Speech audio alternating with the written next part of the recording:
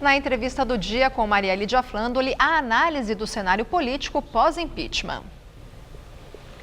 Entrevista o cientista social José Arthur Gianotti, professor de filosofia da USP e membro do CEBRAP, Centro Brasileiro de Análise e Planejamento. Obrigada, professor, por estar conosco.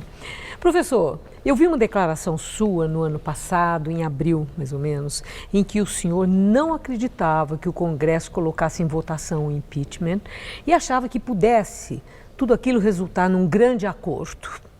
O senhor fez até uma referência que eu achei interessante, dizendo que Dilma iria até a ponta do abismo, mas não saltaria. Bom, acontece que deu no que deu. E o que eu quero saber, Dilma saltou ou foi empurrada? Dilma saltou sempre, não é? Isto é, nós temos aí uma presidente que é considerada uma não política, nos casos raros da política brasileira. Ela foi sistematicamente destruindo as pontes que o Lula tinha feito com o PMDB e com a sua base aliada, e chegou um momento em que eu imaginava que ela podia recuar. Pelo contrário, ela destruiu o governo. A eleição foi, como disse logo um dos ideólogos do petismo mais clarividentes, foi um estelionato eleitoral, porque ela prometeu um monte de coisas e na hora que ela bota o Levi, ela mudava totalmente de política. Isto é, chegou-se a um abismo que o governo dela tinha acabado. Quando acaba governo, né, quando há um rei, ele muda o ministério. No Brasil, nós estamos acostumados a ter golpes militares que, pela violência, botava ordem no pedaço. Ela não tinha condições de governar, tanto assim que ela não conseguia nem os votos para impedir o impeachment. Bom, tanto que foi aprovado, claro, na condição em que foi. Na condição em que foi. Bom, então nós tivemos agora uma espécie de novo golpe, que é um circo juridiquês. Mas um golpe que, a meu ver, não tem golpe nenhum, mas é a maneira pela qual nós estamos substituindo um governo pelo outro, de acordo com todas as leis, mas sendo um enorme golpe para aquilo que se chamava esquerda no Brasil hoje. E que esquerda não é nada, porque é um populismo. Agora, a palavra golpe que o senhor está usando é o quê? É irônica. Eu posso traduzir como uma frustração, uma decepção para aquilo que a esquerda pretendeu Veja bem, a e esquerda chegou até a dar alguns passos? A esquerda teve uma política, certo? Foi de muito sucesso, de integrar um monte de gente no mercado. Só que essa esquerda, que não é esquerda, porque uma boa esquerda conhece o adversário, conhece o que é o capitalismo hoje, ela destruiu a base da produção industrial brasileira. E não é à toa que nós temos hoje 14 milhões de desempregados, isto é... 12. E está aumentando. O que nós temos, a própria esquerda destruiu a sua base, que para poder distribuir é preciso produzir. Agora, para a compreensão, né, nosso telespectador, assim, a quem o senhor está se referindo quando o senhor fala a esquerda brasileira? O senhor está falando de quem? Do PT? É o PSDB? Não. É o PT? É o PT e seus aliados. PCdoB? PCdoB, PSB? PSOL? E mais uma base extremamente variada que é uma parte do PMDB, certo?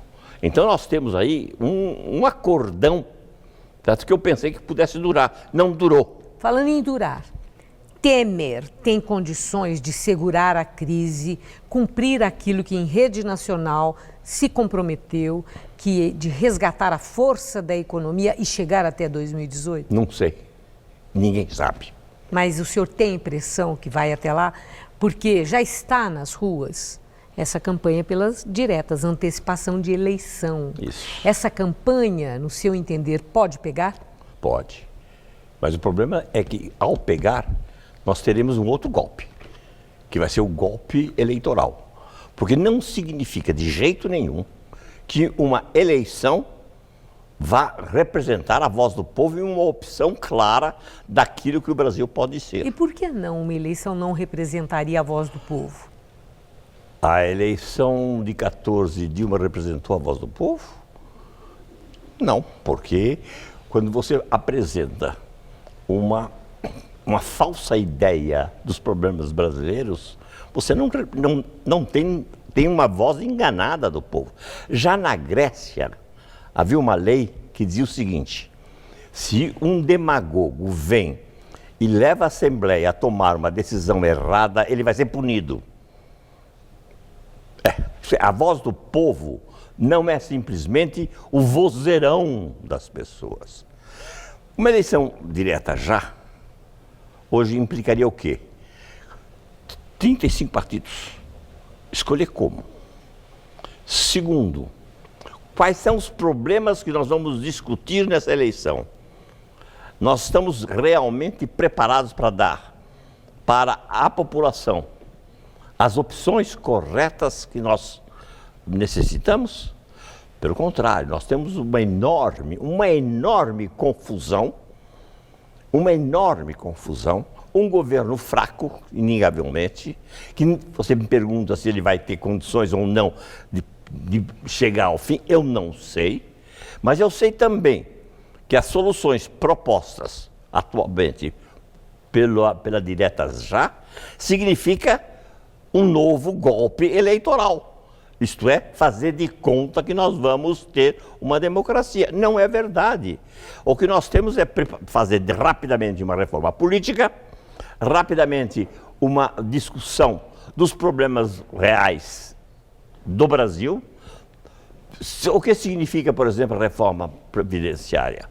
Precisa discutir. Bom, sendo encaminhado para o Congresso, a proposta é exatamente essa, é abrir o debate. Sim, mas acontece o seguinte, então nós temos que, para ter uma eleição, dizer claramente às pessoas o que seja uma reforma previdenciária. Enfim, nós estamos hoje numa situação, eu diria quase pré-fascista, em que o inimigo é considerado um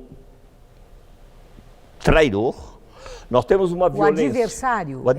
O adversário é considerado um inimigo e o inimigo é traidor. As violências nas redes sociais, nas universidades, em relação uns aos outros, é extremamente grande. Eu quero lembrar... Intolerante? Mais que intolerante, é vingativa.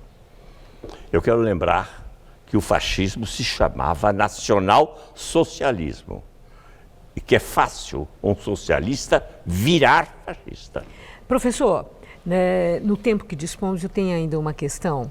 O ex-presidente Fernando Henrique disse que o PSDB e o PT se tornaram parte da velharia política que impede a modernização do país. Os dois partidos, segundo Fernando Henrique, perderam o frescor e a postura de vanguarda. O senhor concorda? Veja bem, o PSDB perdeu, já ultrapassou a data de validade? Eu acho que sim. Outro dia eu dei uma declaração dizendo que o PSDB estava quase morto. O que nós temos justamente, veja só, nós temos os partidos que pautaram a política brasileira. Quando o Fernando Henrique diz que ele não tem frescor, está dizendo que ele não está colocando à população os problemas que ela deve enfrentar. Então nós estamos no Brasil num processo de mistificação que é absolutamente apavorante. Isto é, eu tenho medo do que possa acontecer de agora em diante. Medo em que sentido? Para encerrar. Que nós possamos entrar ou numa espécie de democracia venezuelana de meia ditatorial, ou que nós optemos por situações no mercado de trabalho, nas universidades, assim por diante, que nos levam a ter crescimentos pífios durante muitos anos. Isto é, o futuro nosso estará sempre adiado. Acho o senhor bem pessimista, professor, e espero que esse prognóstico não se confirme. Me ajuda a não sê-lo. Muito obrigada, uma boa noite. Com você, Luciana.